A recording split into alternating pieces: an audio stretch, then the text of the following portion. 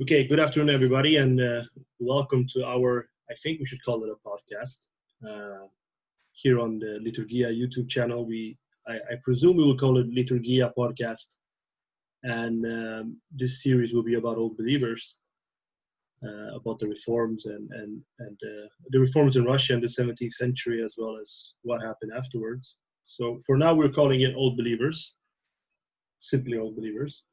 Um, My name is Philip, and I'm here with my dear friend from the States who might tell us his name. My name's Justin. It's great to be here with you, Philip.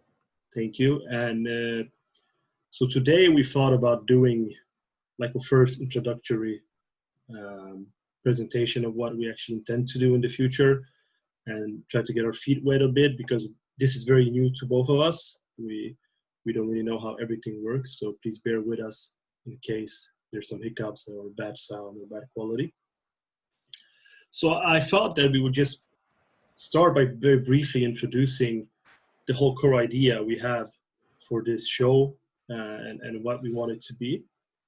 Um, so as many of you probably know who are watching this from the beginning, we have a Facebook page dedicated to the old ritualists, uh, where we have about 1,500 members.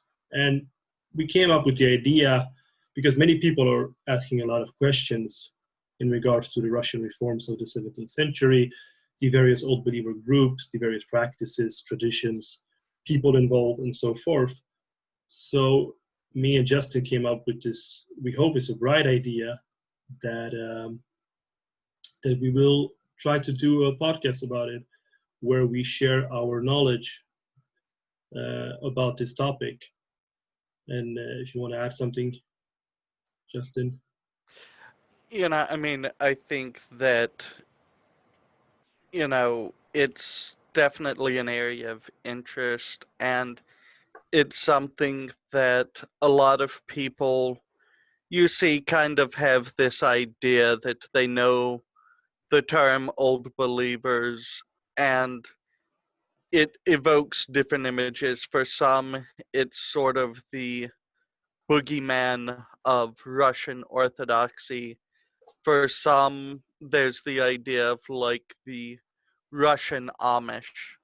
And so I think that, the hope with the podcast is just to clear up some of those misconceptions and help everyone to have a clearer idea of exactly who these individuals are and how they came to be, their similarities to Russian Orthodoxy as most people know it, the differences, and to just help further that knowledge. Yeah, I think you said it very well. And I think before we get into any uh, deeper, of us explaining what we want to do, I thought it's good that we introduce ourselves, who we are, and why we are in any position to speak about what we are about to speak about. First of all, I want to apologize in case I mess up some of my English. I'm not a native speaker. I do my best, and I could apologize for Justin because his dialect, American dialect, is very interesting as well. So if you can't understand it, then I'm sorry. I had to give it to you, though. Of course. Yeah. So I will start with myself. My name is Philip, and I am a PhD student in theology at the St. Sergius Orthodox Theological Institute in Paris, France, where I am right now doing my PhD work in the field of liturgy and church history. The reason why I have an interest in the old believers and a passion for the old believers, one might say passion in a positive sense, is that I did my master's work on this subject, on the reforms, the Niconian reforms, as we call them, in the 17th century, as well as the emergence of the old believers. And so I will be drawing most of my conclusions and my knowledge from my own personal research that I did in this field, as well as from my own life, from my own personal life, where I have engaged with various old believers and old ritualists throughout the years.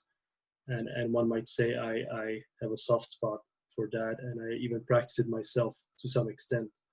So this is where I'm coming from, and I'll give the word to Justin now to explain where he's coming from. So, my name is Justin. I'm a recent graduate as of a couple of weeks ago as we record this podcast from St. Tikhon's Orthodox Theological Seminary in South Canaan, Pennsylvania, in the United States, with my Master's of Divinity. Um, I am a convert to the faith, and shortly after being received into the Orthodox Church, was introduced to the old rite through the prayer book that is published by Erie. My spiritual father recommended using the prayer book to me, and said that in his opinion it was the best prayer book in the English language that was available. And so that's been what I've used. And so, somewhat unintentionally, from that time, my own, spirituality has been informed by the old rite and the pious practices thereof. So that's really been where my interest comes from, although as something I think my seminary classmates would say of a liturgical geek, the liturgical practices of the old rite and how they differ are also of interest. It was a common question, somewhat jokingly, in our liturgics classes for people to say, while looking towards me, so what do the old ritualists do here? Um, so, I think for myself doing this podcast, and, I'm sure probably, Philip, that you would agree that it feels very odd in one sense because in many ways I still feel like there are a lot of questions I have to be answered, but then at the same time I find myself lately more often than asking the questions to be answering them. So at some point, it has to be like, well, maybe I can answer some people's questions while still asking my own, and that's what led to agreeing to do the podcast.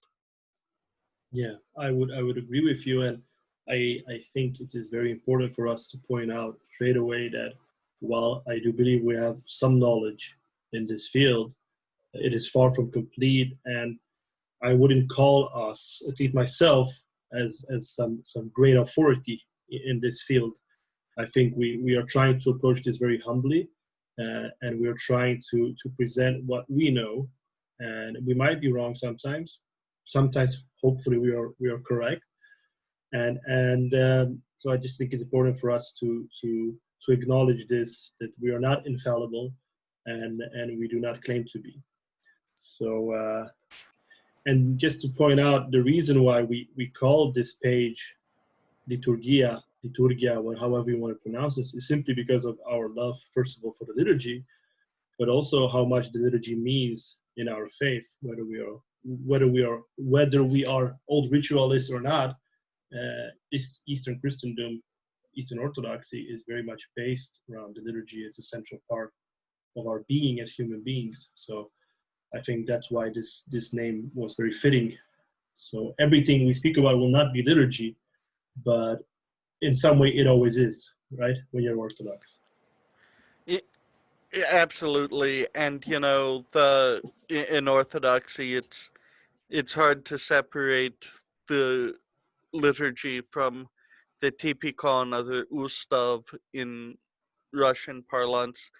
And as the interview with His Grace Vladika John of Caracas, where he said that anyone who loves the typikon of the church has already started taking steps towards being an old ritualist.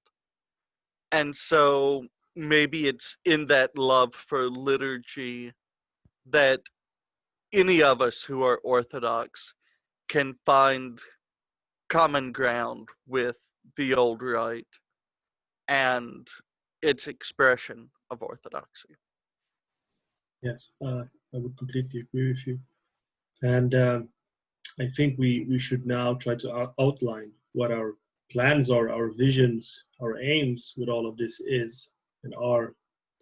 So if I'll start, the core idea that I had is that this topic is still very obscure in the West, and especially in the English-speaking world. There's very little literature available.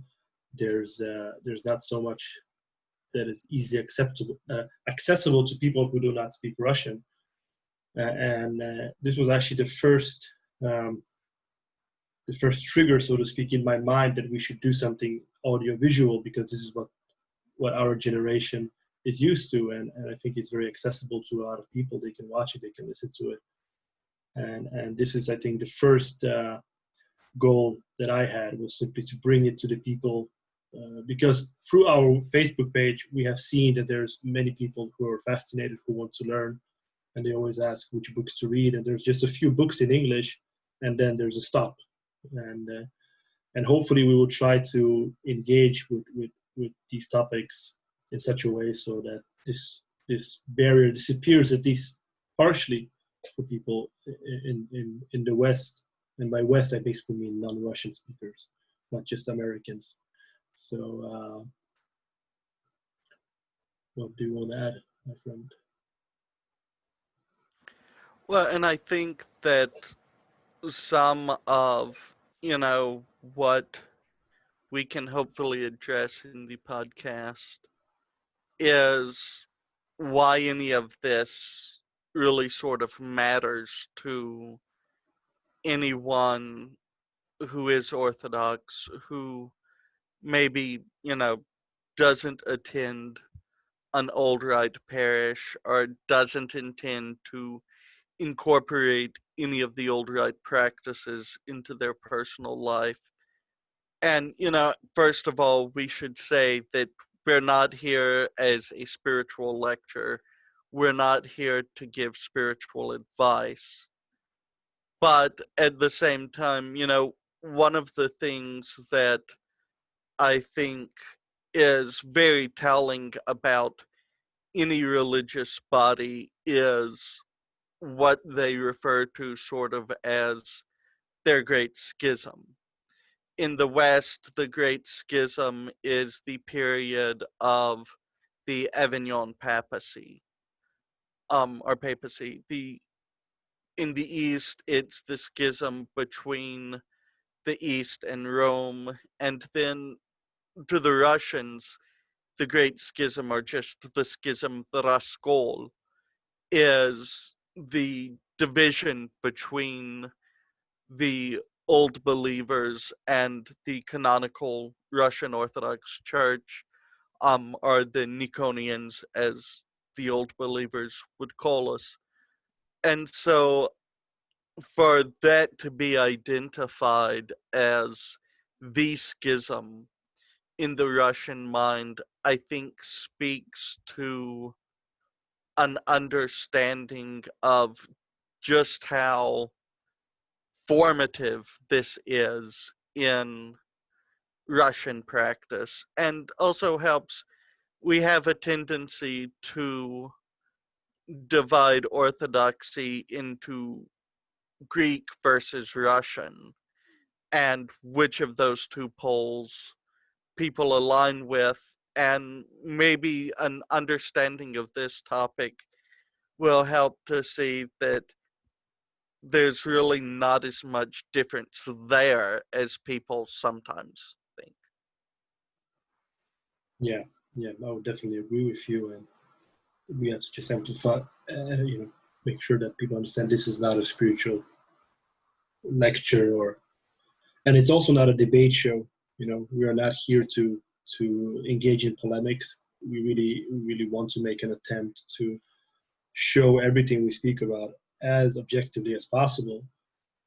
And I think now is a good time to actually dive into what we want to speak about and give you an overview what you could expect from the coming episodes. And I believe that it's only proper to start at the beginning with the reforms, or even before them, to look at the context of the time when these reforms in Russia happened, what triggered them, who was involved.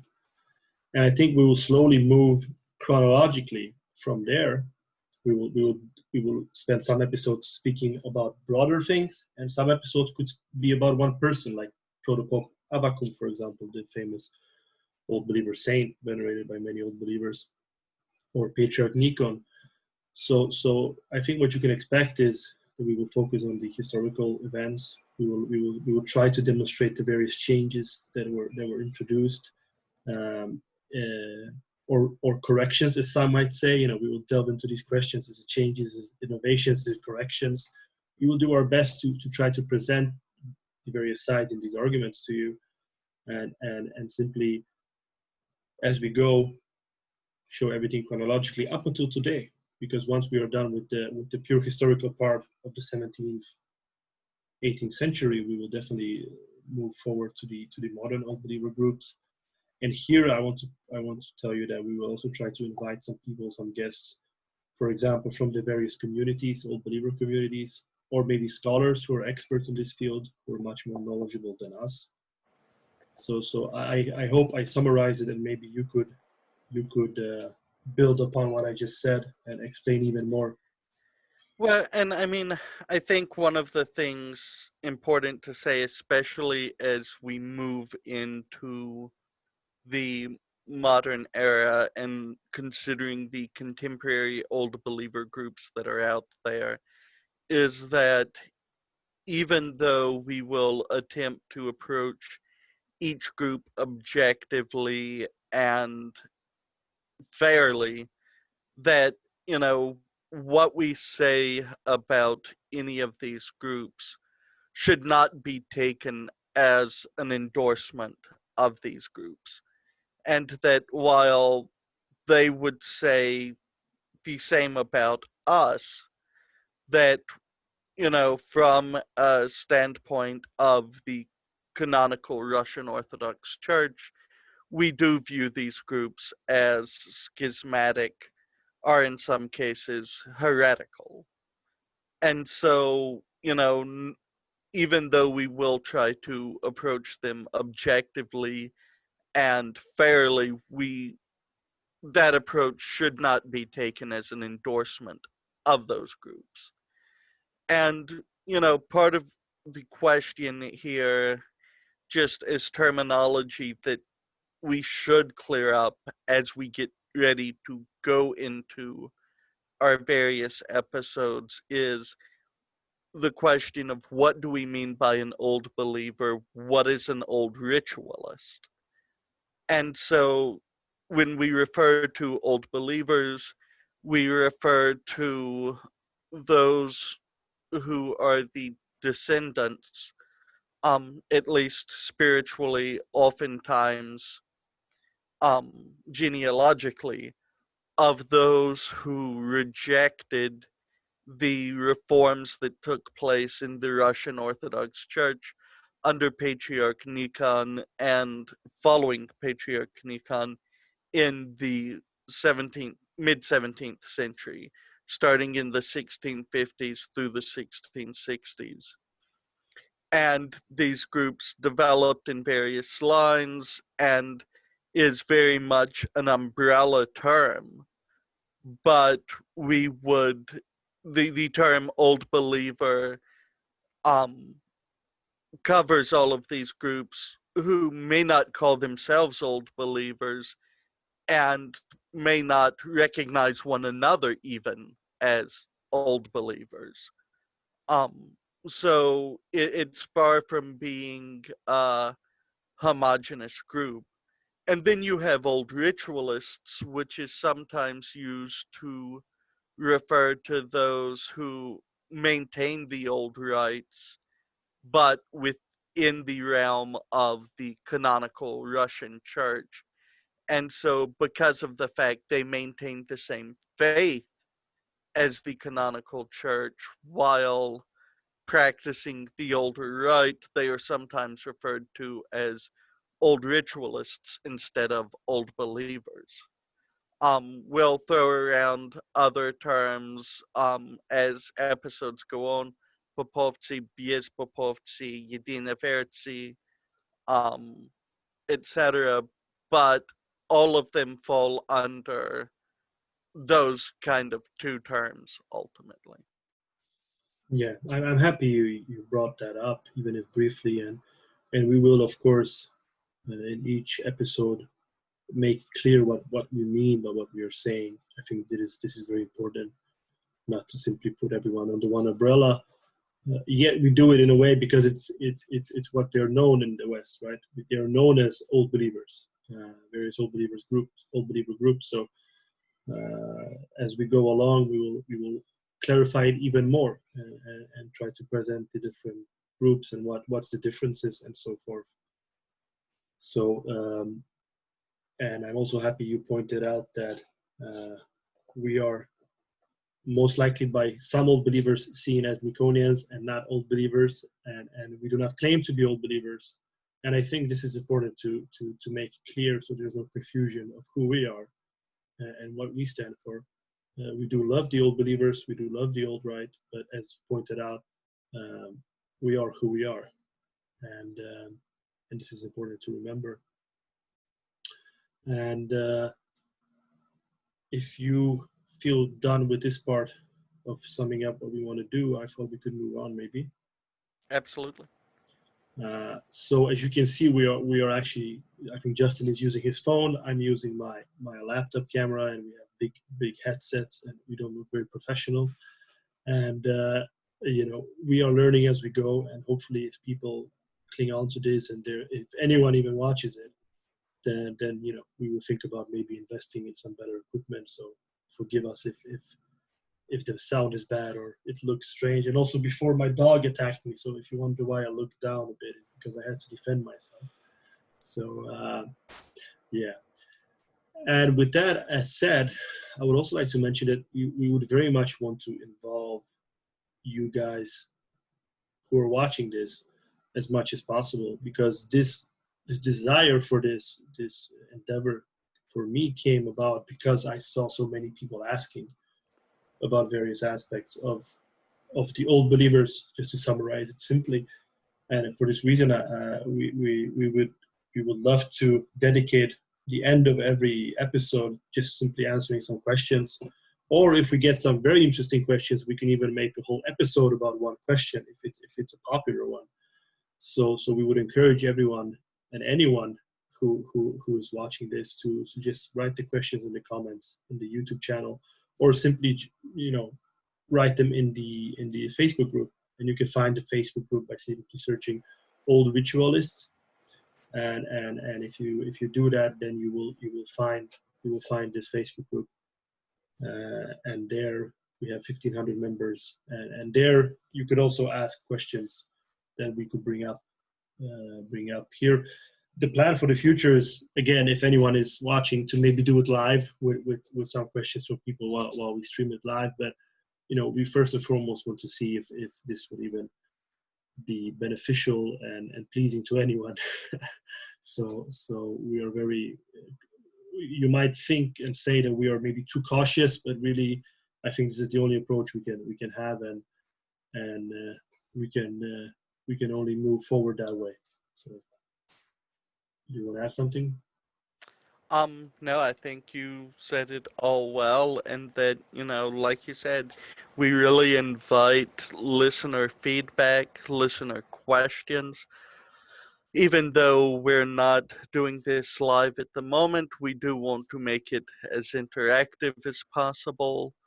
And, if this show, which it is intended to help people understand the old believers and the old ritualists, then part of that is people being able to ask the questions of where they're confused. And, sometimes the answer may be we have that planned for a future episode.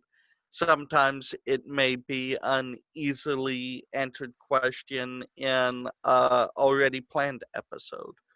So please, leave us comments. Let us know what you would like to hear us cover. Yes, exactly. And just to clarify, the Facebook page is Russian Orthodox Old Ritualists. So if you just put that in your search bar, you can apply and become a member. We do have it closed because we do want to keep it on the subject. But if we see a big increase of people wanting to join, we just make it open. That's fine.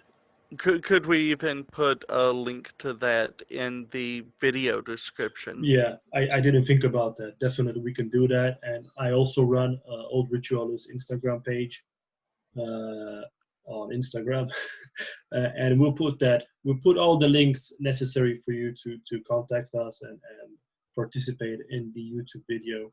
And hopefully, we'll try to put this on podcast services. We're new to this, so we'll see how all of that goes. But at least this will be available on YouTube. That's a sure. We already have the page set up. So yeah. And if you don't want to add anything, I think we could call it a day and simply say that we hope to within the next week come with the first episode. And that's the thing as well. Both me and Justin, we have our lives. Uh, by what I mean by that, we have other responsibilities, and there might be periods of time where maybe we won't be able to do a show every week. Some weeks we might be able to do two. So we just want to apologize and make it clear that we will do our best to bring one each week, and hopefully we'll be able to do that. You good? Absolutely. So thank you everyone who listens for listening, and thank you, Philip, for the idea of doing this. I look forward to future episodes with you, and let's go have a good rest of our day, hopefully. Yes, hopefully, yes. Thank you as well, brother, for joining, and thank you all for watching and listening. And as the old believers would say, Spasi Christos, which is basically Christ saves, but it's their way of saying thank you. So Spasi Christos to Justin and Spasi Christos to all of you, and God bless you all, and hopefully we'll see each other soon again. Bye-bye. Bye.